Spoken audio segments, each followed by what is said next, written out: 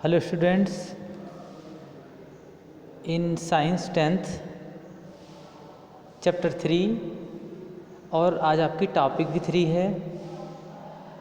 तो in this topic we are going to start next heading which is based on your NCERT book, what happens when metals react with water. तो metal जब water से react करता है तो कौन सी reactions होती है और किस टाइप के वाटर से रिएक्ट करता है। ओके स्टूडेंट्स, तो आप इसमें टॉपिक को अपनी कॉपी पे नोटबुक पे सेम जैसे मैंने लिखा है वैसे नोट कर लेना, 2 टाइम्स रीड कर लेना, आपको समझ में आ जाएगा। तो पहला तो आप हेडिंग देख सकते हैं, what happens when metals react with water. A number of metal react with water to form a hydroxide or an oxide along with react with water, okay, and along with the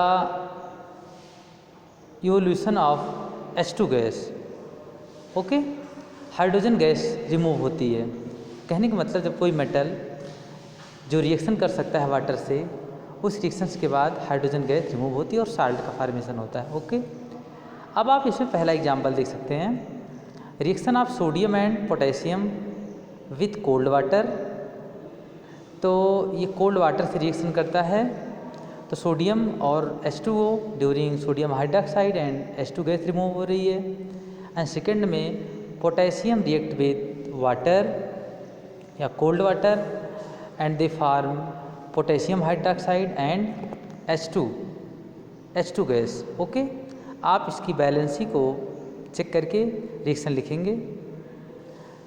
second है आपका reaction of calcium with water at room temperature. तो calcium react with water at room temperature, they form calcium hydroxide and remove H2 molecule. Okay, and third is reaction of magnesium with water.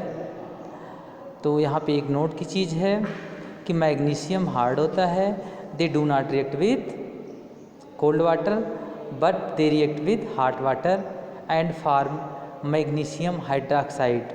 Okay students, इसका एक नाम और भी है, इसी को milk of magnesia, जिसको एंटासिड के रूप में यूज करते हैं, कहते हैं। ओके, नोट में लिखा गया है, एक नोट है मैग्नीशियम के लिए, it is note that magnesium react with steam. अगर स्टीम, वाटर की स्टीम से रिएक्शन करता है magnesium, form magnesium oxide and hydrogen. Reaction में magnesium plus H2O gives out magnesium oxide plus H2 gas. Okay, reaction of aluminium zinc and iron with water. तो aluminium zinc and iron neither react with cold water ना react with hot water. ये ना तो cold water ना तो hot water किसी से reaction नहीं करता है। They react only the steam to form metal oxide and hydrogen. ये मेटल ऑक्साइड का फॉर्मेशन कब करता है? जब वाटर की स्टीम से इसकी रिएक्शंस होती हैं। ओके, तो तीनों रिएक्शंस को आप स्टेप बाय स्टेप देख सकते हैं। Aluminium plus H2O gives out aluminium oxide या एल्यूमिनियम